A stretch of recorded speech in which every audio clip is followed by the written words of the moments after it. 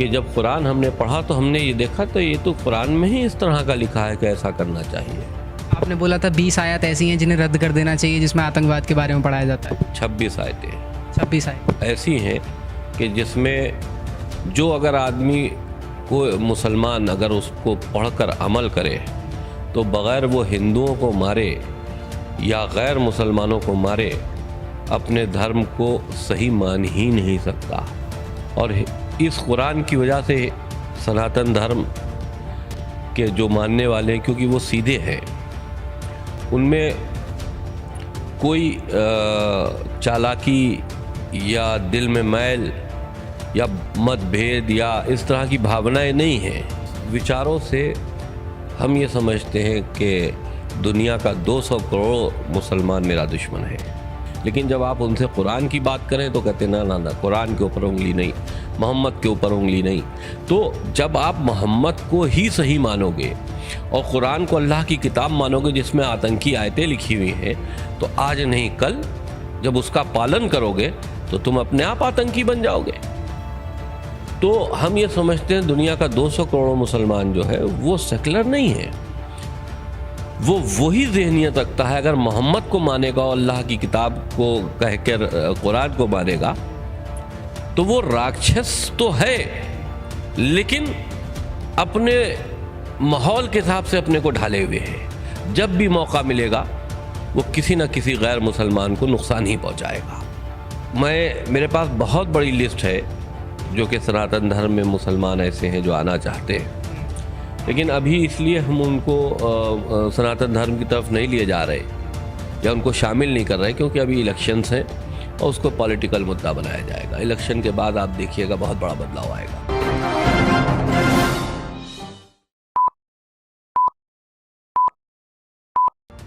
नमस्कार, मेरा नाम है उत्कर्ष गुप्ता और आप मेरे साथ देख रहे हैं क्राइम वीक न्यूज़। अभी हम एक ऐसी शख्सियत से मिलने वाले हैं जो कि बीते दिनों काफ़ी चर्चित रहे हैं, काफ़ी सुर्खियों में रहे हैं और सभी लोग उनके बारे में कहीं ना कहीं जानना चाहते हैं कि वर्तमान में क्या है, उनके मन में क्या था और क्यों इतने बड़े उन्होंने जो विचार बनाए और उसके बाद इतना बड़ा परिवर्तन देखने को मिला जो सचमुच में एकदम चौंका देने वाला था। तो हमारे साथ इस समय जितेंद्र नारायण त्यागी जी मौजूद हैं। पूर्व में इन्हें नाम से जाना जाता था, वो था सैयद वसीम रिजवी के नाम से इन्हें जाना जाता था और अब इनका नाम बदल गया है क्योंकि ये खबर भी किसी से छिपी नहीं है कि इन्होंने धर्म परिवर्तन कर लिया था, जिसके बाद अब ये सनातन धर्म को अपनाने लगे हैं और हिंदू धर्म को अपना चुके हैं और उसके बाद अब जो है उसी की तरह रीति रिवाजों में। और अभी मैं बता दूं कि इस समय हम यति नरसिंहानंद सरस्वती जी का जो शिव शक्ति धाम है उसी शक्तिपीठ पर हम बैठे हुए हैं, जहाँ उनसे बातचीत करने की कोशिश करेंगे, वर्तमान के मुद्दों पर बात करेंगे और उनके मन की बातों को जानने की कोशिश करेंगे क्योंकि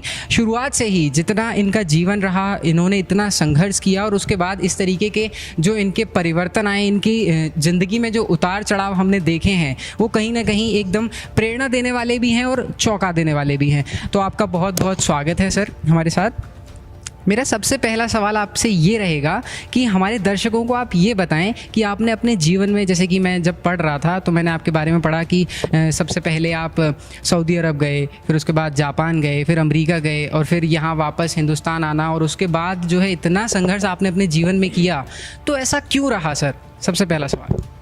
देखिए, अचानक जब हम बहुत छोटे थे मेरे फादर की डेथ हो गई थी और मैं उस वक्त 5th क्लास में पढ़ता था और घर में सबसे बड़ा था।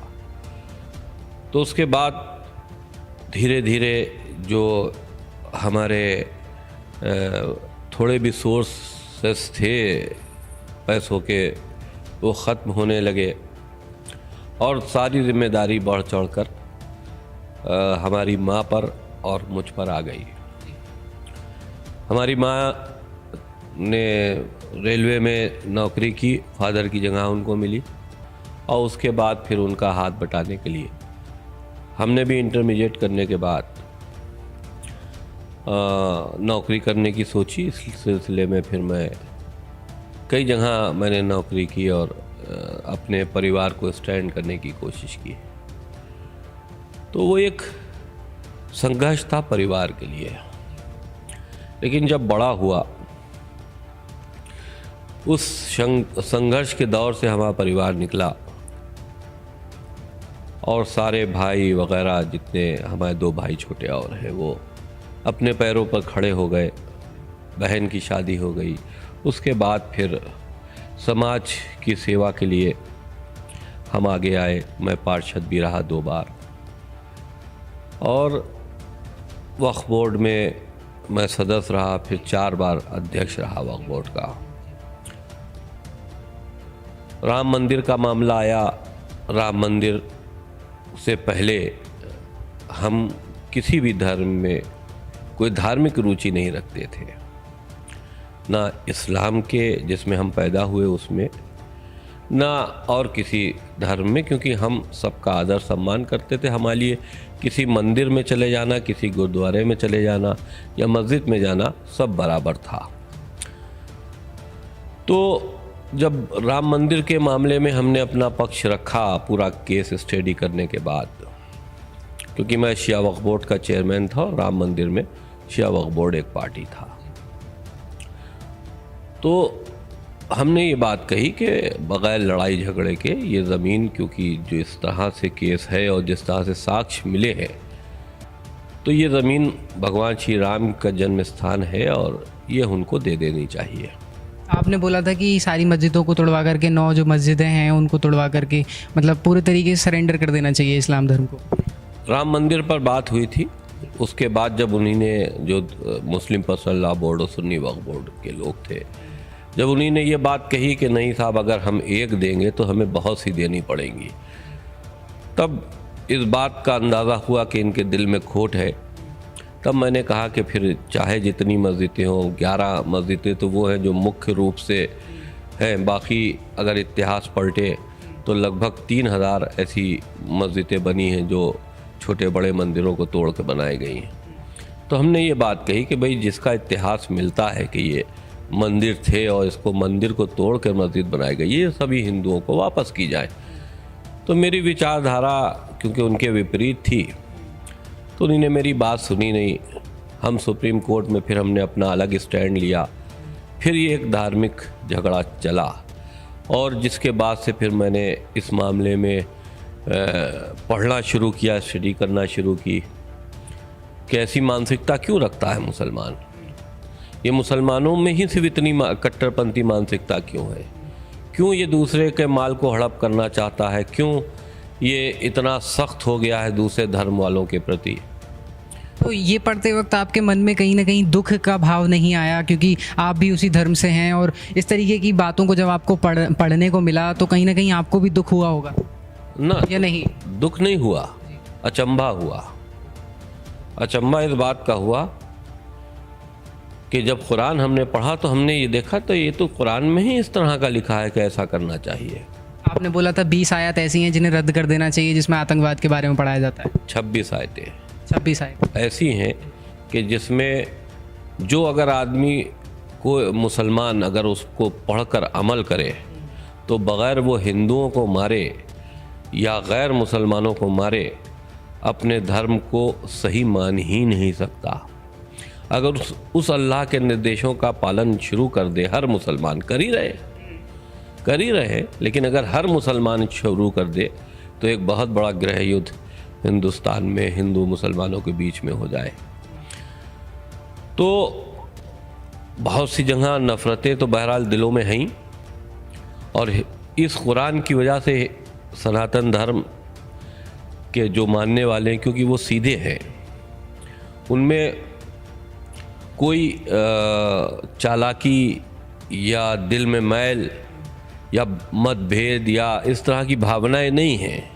लेकिन जो इस्लाम के मानने वाले हैं, जो कुरान और मोहम्मद को मानते हैं, मोहम्मद क्योंकि अल्लाह का रसूल नहीं था, उसकी जीवनी पढ़ने के बाद ये नहीं लगता कि इस तरह का चरित्रहीन व्यक्ति या अहंकारी व्यक्ति अल्लाह किसी भी ईश्वर का अवतार हो सकता है या उसका मैसेंजर हो सकता है। बिल्कुल नहीं। और कुरान पढ़ने के बाद ये नहीं लगता कि ये अल्लाह की किताब है या ऐसी शक्ति की किताब है जिसने इस दुनिया को बनाया हो। तो मोहम्मद के हिसाब से क्रिएट किया हुआ अल्लाह भी झूठा और वो किताब भी झूठी जो अल्लाह के नाम से बनाई गई, और मोहम्मद तो बहरहाल झूठा था ही। तो इन सारी चीज़ों को देखने के बाद फिर हमने थोड़ा सा रिफॉर्म करने की बात की इस्लाम में। हमने डायरेक्टली नहीं कहा कि सब कुछ झूठ है, हमने कहा भाई इंसान बनो। इन 26 आयतों को निकाल के कम से कम मुशरिक को, काफिरों की हत्या करने की जो बात तुमने की है, इसको तो कम से कम हटाओ ना। क्योंकि मुशरिक वो होता है जो कहता है अल्लाह ईश्वर एक समान, यानी कि अल्लाह के साथ में किसी की ज़ात को शामिल कर देना, उसको इस्लामिक पॉइंट ऑफ व्यू से मुशरिक कहते हैं। जो बड़े बड़े हमारे सनातन धर्म के धर्म गुरु ये कहते मिलते हैं कि अल्लाह ईश्वर एक समान, तो मुसलमानों की नज़र में वो मुशरिक है। काफिर वो जो अल्लाह को ना माने अल्लाह की तरह, जो रसूल को ना माने कि मैसेंजर ऑफ गॉड थे, जो कुरान को ना माने वो है काफिर, यानी कि हर सनातनी काफिर है। और काफिरों को मार देने की, उनकी हत्या करने की, उनको जबरन मुसलमान बनाने की, अगर मुसलमान नहीं होते हैं तो उनसे जजिया टैक्स वसूलने की, ये तमाम चीज़ें कुरान के अंदर लिखी हैं। तो मैंने इनको रिफॉर्म करने की कोशिश की कि भाई चलो ठीक है, तुम कुरान मान रहे हो मानो, लेकिन थोड़ा सा इस पहलू से तो हट जाओ, कम से कम खून खराबा तो रुके। तो आपकी इस विचारधारा से आपके जीवन में कितने लोग आपके साथ आए, इस यात्रा में आपके साथ आगे बढ़े? कुछ हैं ऐसे या सब ने आपको जो है दुत्कारा? इस विचारों से हम ये समझते हैं कि दुनिया का 200 करोड़ मुसलमान मेरा दुश्मन है, क्योंकि वो अल्लाह, रसूल और कुरान से हटकर बात नहीं करना चाहता। वो बात दूसरी है कि वो ये कहे कि नहीं साहब इंसानियत साथ रहना चाहिए और मिलकर रहना चाहिए, वो उनके अपने इस्लाम से हट के विचार है। लेकिन जब आप उनसे कुरान की बात करें तो कहते ना ना ना, कुरान के ऊपर उंगली नहीं, मोहम्मद के ऊपर उंगली नहीं। तो जब आप मोहम्मद को ही सही मानोगे और कुरान को अल्लाह की किताब मानोगे जिसमें आतंकी आयतें लिखी हुई हैं, तो आज नहीं कल जब उसका पालन करोगे तो तुम अपने आप आतंकी बन जाओगे। तो हम ये समझते हैं दुनिया का 200 करोड़ मुसलमान जो है वो सेकुलर नहीं है, वो वही ज़हनियत रखता है। अगर मोहम्मद को मानेगा और अल्लाह की किताब को कह कर कुरान को मानेगा तो वो राक्षस तो है, लेकिन अपने माहौल के हिसाब से अपने को ढाले हुए है। जब भी मौका मिलेगा वो किसी न किसी गैर मुसलमान को नुकसान ही पहुंचाएगा। अच्छा, इस बीच में क्या आपके परिवार को भी कोई दिक्कतों का सामना करना पड़ा? क्योंकि जब आप इस विचारधारा में थे तो कहीं ना कहीं हो सकता है कि आपके परिवार के साथ भी कुछ गलत हुआ। देखिए, हमारे परिवार जो है वो पहले से, क्योंकि हम पिछले 5 सालों से इस तरह की लड़ाई को लड़ रहे हैं, पिछले 5 सालों से वो हमारे विचारों से अवगत है। मेंटली रूप से उन्हीं ने हमें सपोर्ट भी किया है। और मैं ये कहूँ कि वो जो शियों में सैयद होते हैं वो कट्टरपंथी नहीं होते, क्योंकि वो तो पहले से ही जुल्म के साए में जीते चले आए हैं, तो उनमें कट्टरपंथी विचार नहीं होते। तो हमारा परिवार तो यूँ भी कट्टरपंथी विचार नहीं रखता था। हमारी लड़ाई तो उन कट्टरपंथी विचार उन लोगों उनसे है जो कट्टरपंथी विचार रखते हैं। तो आज भी जब हमने इस्लाम को छोड़ दिया, हम चाहते तो नहीं छोड़ते, कोई ज़रूरी नहीं था कि हम सनातन धर्म को कबूल करें और कोई मजबूरी भी नहीं थी। हम तो अपने विचारों की लड़ाई लड़ रहे थे, हम तो जहाँ थे वहीं रह कर लड़ सकते थे। लेकिन देखिए, हर इंसान को ये ज़रूरी होता है कि ज़िंदा रहते हुए वो ईश्वर को प्राप्त करे, और सनातन धर्म के अलावा हम ये नहीं समझते किसी धर्म को भी फॉलो करके आप ईश्वर को या उस शक्ति को प्राप्त कर सकते हो जिसने इस दुनिया को बनाया है। जब तक कि अपनी आस्था को इंसानियत की तरह नहीं ढालोगे, ईश्वर कभी नहीं दुनिया में मिल सकता तुमको। तो सनातन धर्म को प्राप्त करने, सनातन धर्म को कबूल करने का मेरा मकसद यही था कि हम ईश्वर को प्राप्त करें। तो कहीं ना कहीं आप जो है सनातन धर्म के ग्रंथों का भी अध्ययन कर रहे थे, तभी आप उसको इतना जान पाए। बिल्कुल, क्योंकि हमारा अपना भी मानना यही है कि तुम दुनिया में किसी धर्म में पैदा हो, लेकिन जब तुम समझदार हो तो पहले समझो, दुनिया को समझो, मज़हब को समझो, धर्म को समझो, उसके बाद मानो। पैदा हो जाने का मतलब ये नहीं है कि तुम मुसलमान पैदा हुए तो अब तुमको चाहे जो भी विचारधारा हो तुमको मुसलमान ही रहना है। समझो ना कि मुसलमान आज इतना आतंकी क्यों है। इस बात को तो हर बच्चे को समझना होगा कि आज दुनिया में एक मुसलमान का जब नाम लो तो एक आतंकी विचारधारा पहले सामने आ जाती है। तो ऐसा क्यों है? तो उनको अपने मजहबी किताबों को समझना होगा, जैसे हमने समझा, उसके बाद तय करें। अगर वही समझते हैं कि किसी का खून खराबा धर्म के नाम पर, इस्लाम के नाम पर किसी से मतभेद या इस्लाम के नाम पर किसी की हत्या करना जायज़ है, तो ठीक है, वो उनका विचार है, वो रहे। लेकिन अगर वो समझते हैं कि इंसानियत सबसे बड़ा मज़हब है, तो इस्लाम को छोड़कर सनातन में आ जाना चाहिए हर उस बच्चे को, हर उस इंसान को जो इस दुनिया में इंसानियत कायम करना चाहता है। वर्तमान में जो सत्ताधारी पार्टी है वो कहीं ना कहीं हिंदुत्व के एजेंडे को लगातार फॉलो कर रही है, उसका निर्वहन कर रही है, और कहीं ना कहीं ये बात भी सामने आती है मीडिया रिपोर्ट्स में कि ये जो सरकार है, ये जो पार्टी है, ये इस देश को हिंदू राष्ट्र बनाना चाहती है। तो इसमें आपको क्या लगता है, क्या भारत को हिंदू राष्ट्र बना देना चाहिए क्योंकि एक सेकुलर कंट्री है? देखिए, भारत तो हिंदू राष्ट्र है ही, इसलिए है कि यहाँ बहुसंख्यक हिंदू हैं। दूसरी चीज़ ये, यहाँ की संस्कृति हिंदू है, और जो हुकूमत है, इस हुकूमत से हम मुतमईन सिर्फ इसलिए भी है कि ये मुसलमानों के वोटों से बनी हुई हुकूमत नहीं है। जो भी सियासी पार्टी मुसलमानों के वोटों से सियासत करके सत्ता तक पहुंचती है, वो हमेशा हिंदुत्व को कमज़ोर करती है और मुसलमानों को विकास नहीं करती।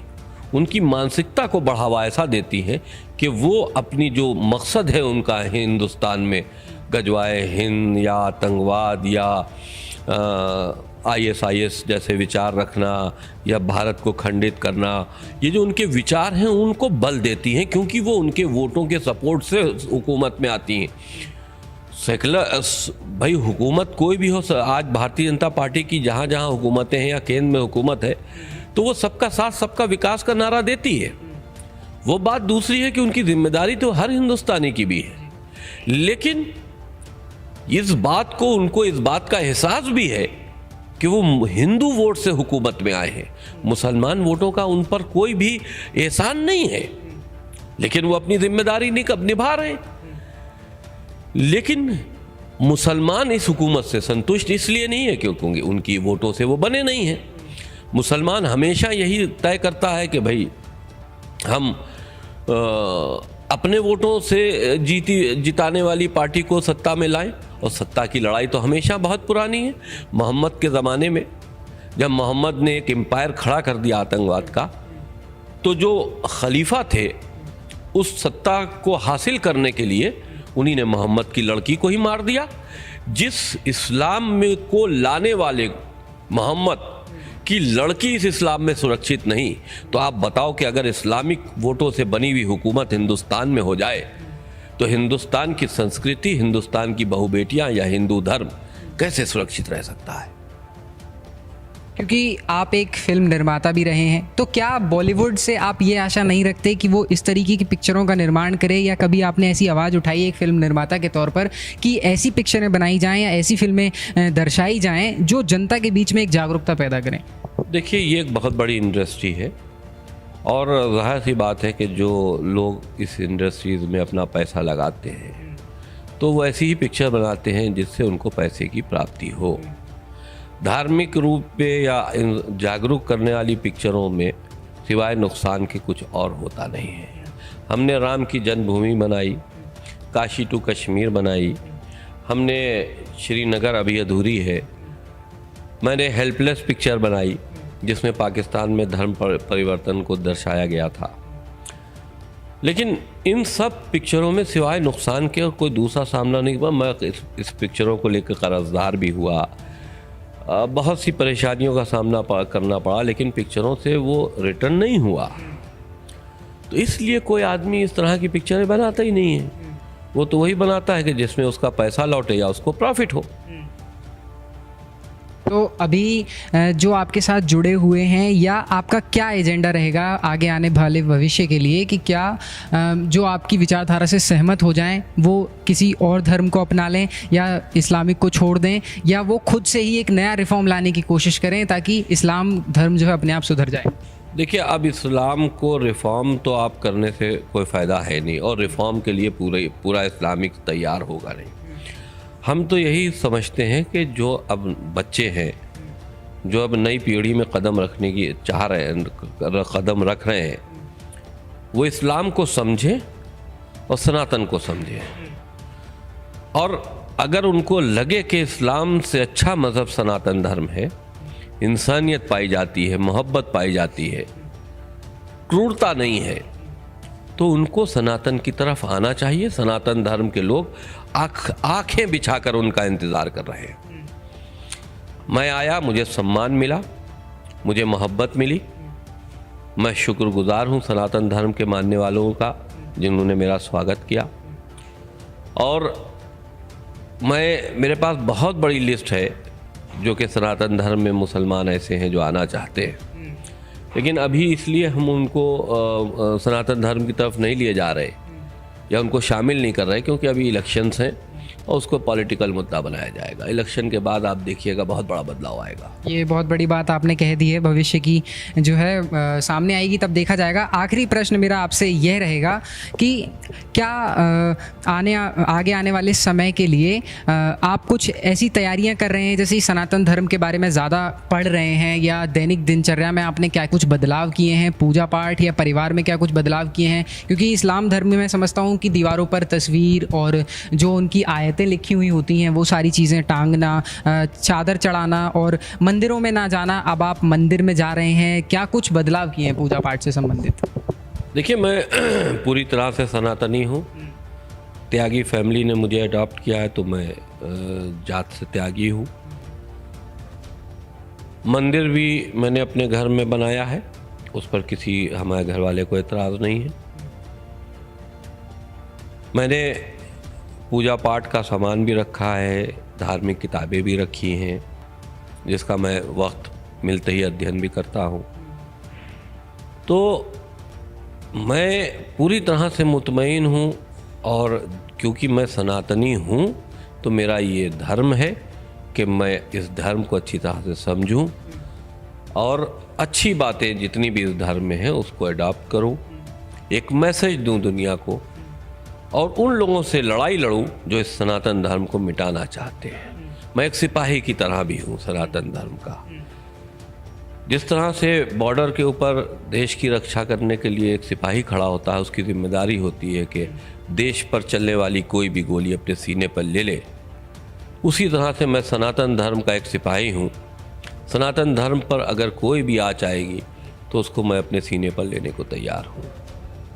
बहुत बहुत धन्यवाद अपना बेशकीमती समय हमारे साथ देने के लिए। तो मैं अपने दर्शकों को आखिरी बार बता दूं कि अभी जो बातें हमारी हुई, हालांकि बातें करने के लिए तो समय बहुत कम है, बातें तो जितनी की जाएं उतनी कम है और बातें तो चलती ही रहेंगी। तो अभी आपने उनकी व्यक्तिगत राय सुनी, उनके बारे में जाना, उनके अंदर की दिली इच्छा जो भी है वो सभी हमारे कैमरे में कैद हो चुकी है। और इसको मैं चाहूँगा कि दर्शक जितना पॉजिटिव या नेगेटिव लें वो पूरा देखने के बाद लें, क्योंकि कहीं ना कहीं आप छोटी सी क्लिप देखने के बाद या छोटी सी वीडियो देखने के बाद आप उसको जस्टिफाई कर लेते हैं और इनके बारे में कुछ गलत मंत्रणा बना लेते हैं, तो ये कहीं ना कहीं हानिकारक हो सकती है। कैमरा पर्सन मोहित गोस्वामी के साथ Utkarsh Gupta, crime week news, Dasna.